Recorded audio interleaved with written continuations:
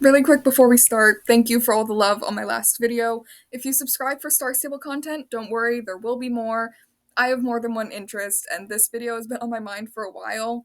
My next SSO video will probably be a deep dive into the lore, which is going to take forever to research and probably requires me to replay the Starshine Legacy games, so it'll be a minute. But thank you.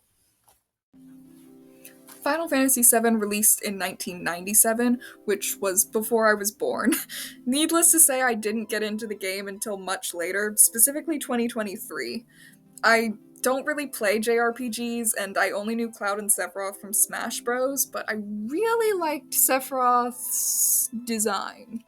So, like any normal person would, I went on a 3am wiki deep dive to learn everything I could about this guy. Since then, I've played the entirety of Remake, Crisis Core, and I've watched Advent Children. Yeah, I've never actually played the original game, and I know that's like a crime or whatever. Don't kill me. I'll do it eventually. But what I did do was watch a bunch of lore summary slash recap videos so I could get a basic idea of the full storyline. And that's what this is. Except all of this knowledge is coming from an idiot going off of pure memory who got into the fandom less than a year ago.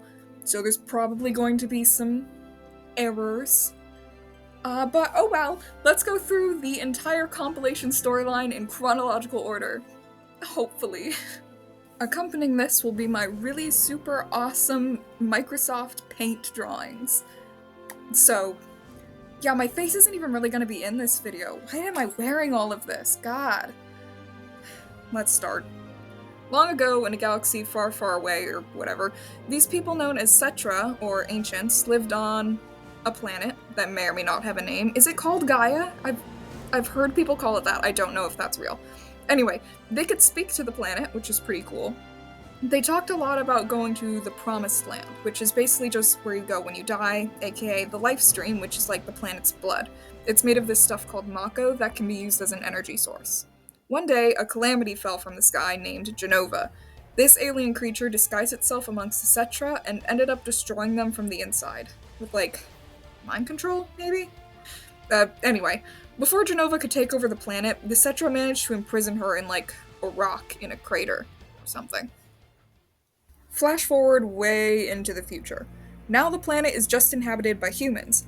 Big evil corporation Shinra is obsessed with getting to the fabled Promised Land, thinking it's a real physical location full of Mako energy, not knowing that it's really just the afterlife.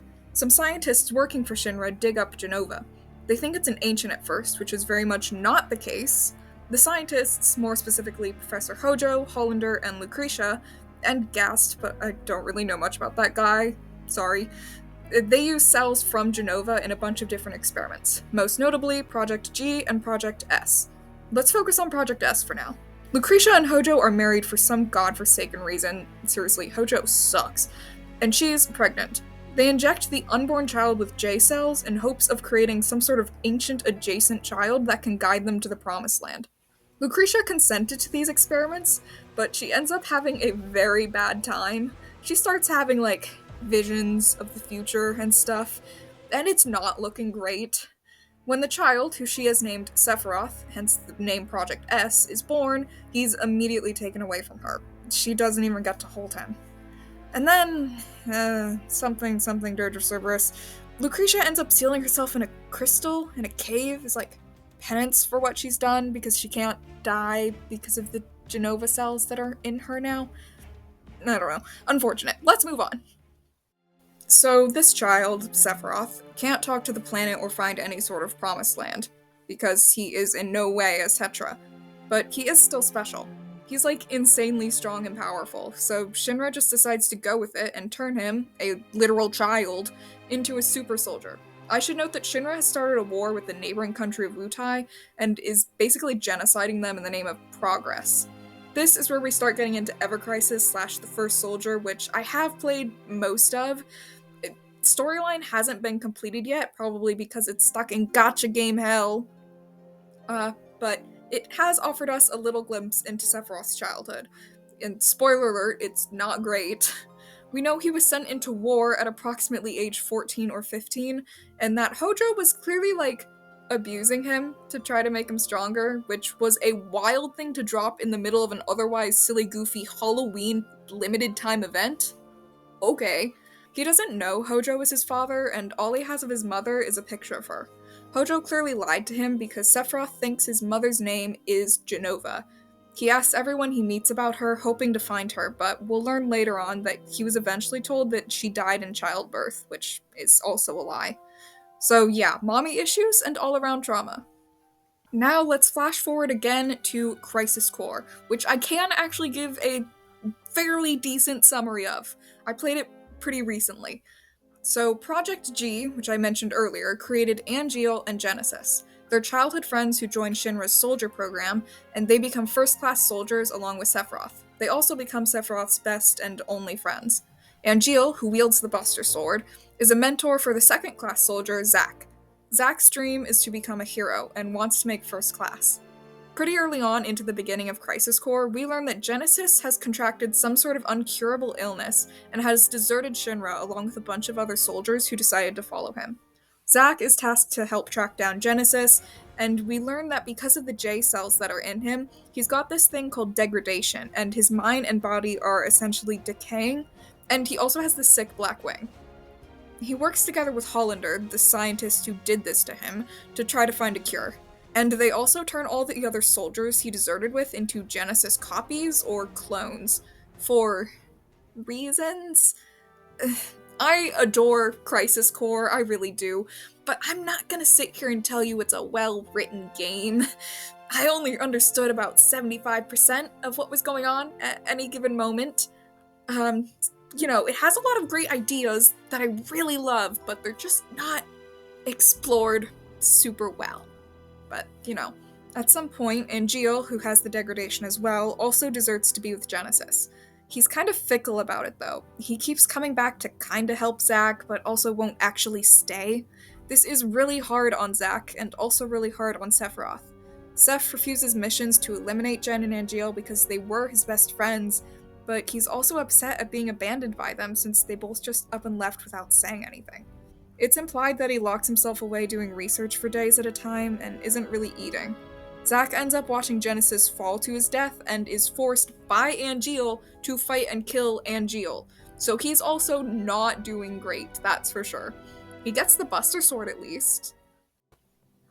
Crisis Core has a small time skip here, and also Before Crisis is kind of happening alongside this game, but I know barely anything about the actual storyline of Before Crisis because it was a mobile game that was only released in Japan that has now been deleted, so you can't really blame me for that one. Anyway, Zack has now been promoted to first class. He learns that Genesis is probably not actually dead, so keep that in mind. Oh, and there's Aerith. She doesn't have a huge role in this game, but Zack meets and is kind of casually dating Aerith, a girl from the slums that he met by falling through the roof of the church she grows flowers in. Keep her in mind too. And one more thing, Zack met an infantryman named Cloud while on a mission. They bond over being country boys. From where? Nibelheim. How about you? Me? Gungaga. And become pretty good friends. I'm sure this Cloud guy isn't important, you can just forget about him. So let's get into the meat of it now. Zack and Sephiroth, plus that Cloud dude who's also there, are assigned to a mission in Nibelheim. They go to inspect a Mako reactor that's supposedly malfunctioning. Inside this reactor is several horrifying artificially created creatures in tanks, and also a door that's labeled Jenova. Sephiroth sees all this and is having an existential crisis, reasonably, when good old Genesis shows up again to monologue. He tells Sephiroth that Jenova was a creature from thousands of years ago that was dug up, and that they're both monsters created by Shinra. He's still suffering from degradation and asks Sephiroth, who can't degrade, to donate his cells to Genesis so he can be cured. Sephiroth, who at one point jumped at the chance to try and help Genesis, is now rightfully pissed off, and basically tells Genesis to eat shit and go away, just more eloquently. Whether your words are lies created to deceive me, or the truth that I have sought all my life, it makes no difference. You will rot. Over next week or so, Sephiroth has locked himself in the basement library of the nearby Shinra Manor, and is doing nothing but reading some very conveniently left out records regarding his creation. Zack can't stop him. Till finally, one night, the entire village of Nibelheim is set ablaze, and almost all of its residents are slaughtered by Sephiroth. Zack goes up to the reactor to find him and is like, "Hey man, what the hell is wrong with you?" But Sephiroth has clearly lost it. Because of a fun combination of the incomplete records he found, Jenova likely influencing a bit, Genesis's taunting, and a general overdue mental breakdown, he's gone completely insane. He believes Jenova is his mother, that they're both Cetra, and he is destined to take back the planet. He has a hatred for humanity and wants to destroy it all so they can rebuild. Zack tries to stop him, but is incapacitated. While Seth is busy cutting off the head of his alien mommy, the infantryman Cloud, who just saw his entire home and his mother destroyed and killed, picks up the Buster Sword and stabs Sephiroth. In Crisis Core, Cloud somehow manages to, while impaled on Sephiroth's sword, lift Sephi up and throw him into the live stream below. In the Last Order animated short depicting the same events, Sephiroth just jumps into the live stream with Jenova himself. I think both interpretations are cool. Cloud ends up passing out next to Zack. Zack awakes in a tank of Mako. He breaks out him and Cloud, who has severe Mako poisoning, and they go on the run.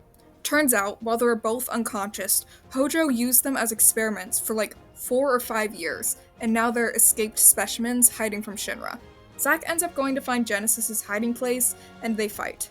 Genesis manages to cure his degradation by, recreating Loveless, the poem? I guess, because of the whole gift of the goddess thing. The goddess Minerva has something to do with it, I think. Maybe. This part is not explained very well, to be honest. But Genesis is cured and then gets taken by the guys from Dirge of Cerberus and appears again at the end of that game in full gacked form. Do with that what you will. I love Genesis, but he's very confusing. So Zack and Cloud continue running from Shinra, but on the way to Midgard, they get stopped by, the entire army. Zack tries his best to protect Cloud and take them all on, but ultimately, he's defeated. Cloud wakes up just in time to watch his friend die, and he's given the Buster Sword, promising to be Zack's legacy. This whole scene is really beautiful and depressing, and that's how the game ends. Oof.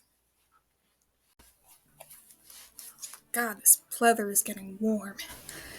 It's also almost midnight. Why am I doing this? Well, moving on. Time for the big one. Final Fantasy VII itself.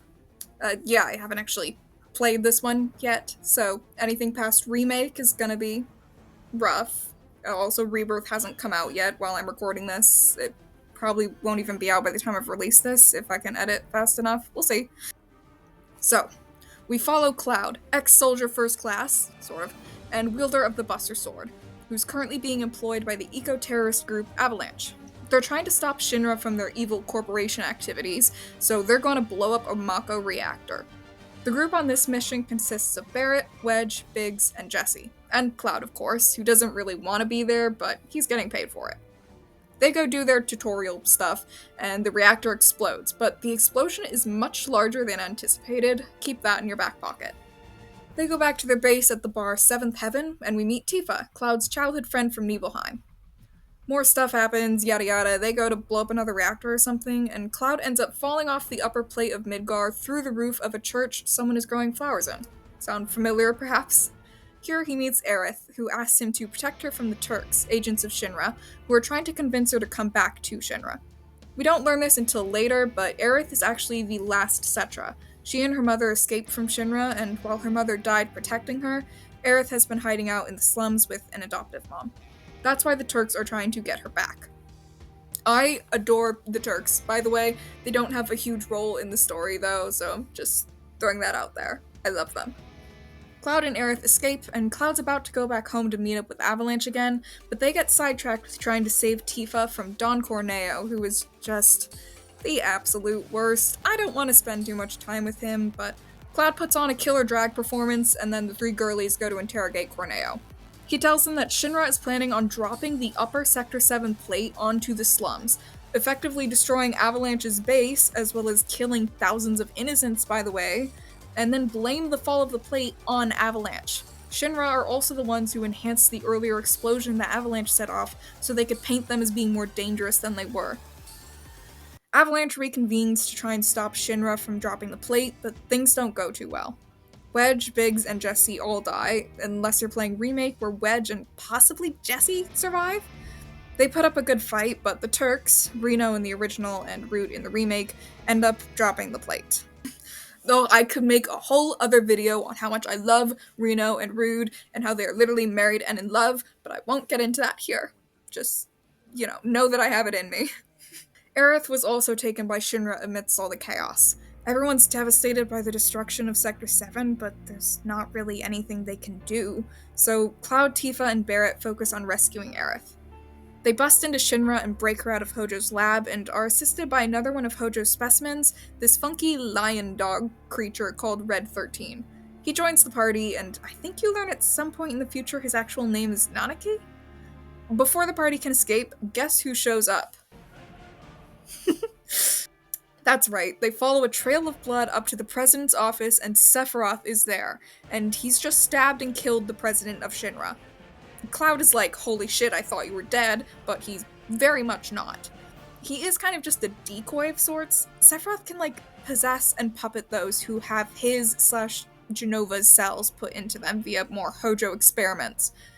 Like how Cloud was experimented on. I'm sure that won't cause any problems for him in the future. If you're playing Remake, this is where you get to fight the Arbiters of Fate and get rid of the Whispers, who were continuously trying to keep the story on track, like they're Miguel O'Hara with the whole canon event thing. And then you can fight some manifestation of Sephiroth that says a bunch of incomprehensible homoerotic stuff to Cloud and vanishes. So now the party has a new goal. They clearly need to take down Sephiroth, so they leave Midgar, setting out into the world to do just that. So that's where Remake ends. And like I said earlier, Rebirth hasn't come out yet, as of writing this script at least, so we're gonna be getting a lot less specific. So the party heads out traveling. There's a bunch of different locations. There's a beach resort and a coliseum, I think. Something about a play, apparently. And snowboarding. There's snowboarding. I do not know the context for this. We also meet a few new friends along the way. There's Yuffie, a ninja from Mutai, Vincent, who I'll talk more about later, and then the cat. His name pronunciation is controversial, and I don't know what is actually correct, so...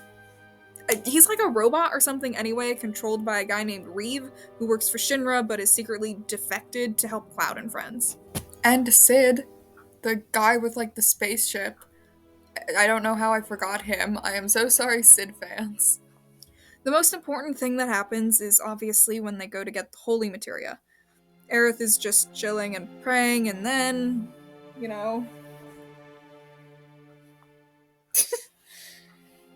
Youch. So, yeah, Aerith is dead, as you probably know. It's incredibly tragic. And then... okay, I know Cloud ends up in a wheelchair somehow. I literally don't know how, not gonna lie. His memories are also incredibly screwed up. Remember Zack? Well, Cloud doesn't. All of Cloud's supposed memories are actually Zack's experiences, not his. Cloud was never a first-class soldier, nor was he buddy-buddy with Sephiroth. Zack was. Tifa helps Cloud reconstruct his memories via the life stream though, and I guess he can walk again now? And, what else happens? Well, Sephiroth ends up tricking/mind-controlling Cloud into going into the crater where he is to bring him the black materia, right? The thing that summons Meteor, and he does summon Meteor, and Midgar is kind of being destroyed by the giant meteor. Makes sense. Cloud, I guess, snaps out of it somehow. They fight Sephi and win, but then he, evolves. Biblically accurate Sephiroth called Safer Sephiroth, and yeah, it's one-winged angel time, baby!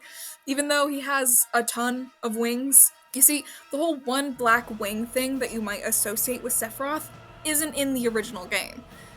One-Winged Angel is just the name of the song that plays during his boss fight in the OG. Goes hard, by the way. It's probably referring to his arm wing thing, I guess. Still kind of a misnomer though, because he clearly has a lot of wings.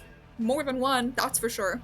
But, the single black wing design that you're probably familiar with was added for Kingdom Hearts. with Mickey Mouse. Yeah, and then people thought it looked cool, which to be fair it does, and then they retconned it into the lore. Not very well. First it just showed up in Advent Children for funsies, I guess. And then Crisis Core kind of tried to explain it, but the wings that Genesis and Angeal have are because of the degradation, which Sephiroth specifically does not have. So I guess it's from like when he merged with Genova in the live stream. I guess. I suppose uneven wings are just a Genova thing. Cool. Because it also shows up in Remake and Smash Bros, obviously. This got a bit off track. It's so late. Ooh. Back to the story. Cloud and friends defeat Safer Sephiroth as well, and then you have to fight him one last time inside Cloud's mind realm or something. And he's shirtless now, hence the Smash Bros ult. Cloud defeats him again, and then the planet itself fights back against Meteor. I think maybe because of the holy materia or something. And Midgar is still pretty much destroyed, but that's better than the entire planet blowing up. And it kind of takes care of the Shinra problem. And that's the end of the original game. Incredibly abridged. Okay, now it is Advent Children time, so we're gonna double-sided. By the way, I literally just watched this movie like a couple weeks ago, and while I don't think it's quite as confusing as people say it is when you're actually watching it, it is very hard to explain, so wish me luck. This is gonna be kinda condensed. Set a couple years in the future, the basics are that there's this disease going around infecting mostly children, caused by 3 remnants of Sephiroth: Kadaj, Yazoo, and Laws. Banger names. What? They want to bring back their mother, aka Genova. Despite being fragments of Sephiroth's soul, they don't really like or care about him. Kadaj openly states that he wishes his mother would choose him instead of Sephiroth, but is still willing to give her whatever she wants. This movie is 90% epic fight scenes, not gonna lie, so I'll make this quick. Kadaj ends up obtaining and merging with the last piece of Genova's body, effectively becoming Sephiroth. Cue one-winged angel again, this time with actually only one wing. Epic fight scene, Cloud defeats Sephiroth, says to stay where you belong, in my memories, to which Sephi says, I will never be a memory. Slay. Force Ghost Aerith uses Magic Rain to cure the previously mentioned disease, and that also kills the remnants, I think. Cloud gets shot by Yuzu at the last second and dies, but then Force Ghost, Aerith, and Zack bring him back to life, so he's all good too. I'm kind of poking fun at it, but I actually really do love this movie. Finally, the last installment in the compilation is Dirge of Cerberus. It's about Vincent Valentine, who slays, and I also don't really know anything about it. It delves into the past a bit more, about how Vincent used to be a Turk. He was very close with Lucretia, Sephiroth's mother, and some people theorize that he's actually Sephi's father, not Hojo. But that's just a theory. No, I'm not doing it. He was shot by Hojo and experimented on, like so many people. Hojo sucks. And now he's got a bunch of creatures inhabiting his body, so he can, like, shapeshift and stuff. Which is pretty cool, despite the poor circumstances. He sleeps in a coffin like a vampire until Cloud and crew wake him up during the original game. But back into the present, Dirge has got to do with Deep Ground, which is like the super evil human experimentation underground lab thing. There's so much human experimentation in these games. I know there's Vice and Nero. But they seem cool, I guess. They're in the remake DLC, which I probably should have mentioned, because it is part of the compilation. Basically, Yuffie and her friend, Sonon, they break into Shinra to try and steal materia, and they don't. There is no materia to steal. And then they fight Nero, and then Sonon dies, and that's it. It's pretty fun, though. And Genesis, is there at the end. That's cool. I love Genesis.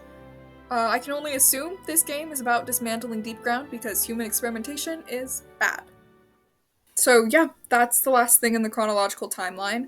Unless we're going with the theory that Remake actually takes place after all of this, and that there's some sort of time loop thing going on, which I personally subscribe to, but we won't know if that's the case until Rebirth, or maybe whatever comes after Rebirth. I don't know.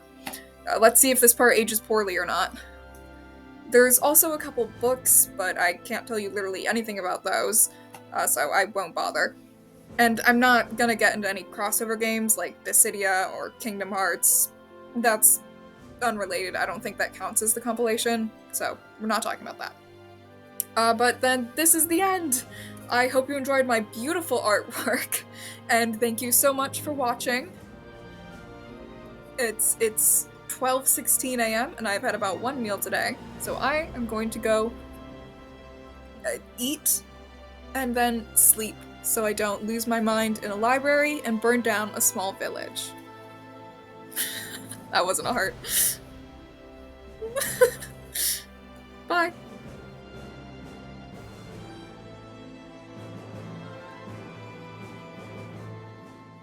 So unhinged. I'm so off track in this entire thing. Probably because it's midnight and this doesn't have caffeine.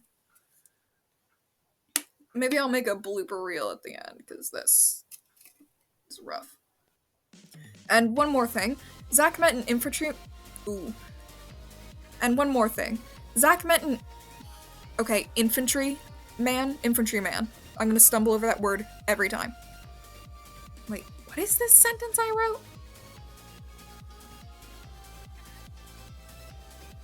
Based on? What? In Crisis Core, Cloud somehow manages to, while stabbed on... impaled? Shit. Oh shit. Sorry, this sword is long as That's what she said. You see, the whole one black wing... My lighting. He was shot by Hojo and experimented on, like everyone was. Hojo, man. I can't say that. I can't say that.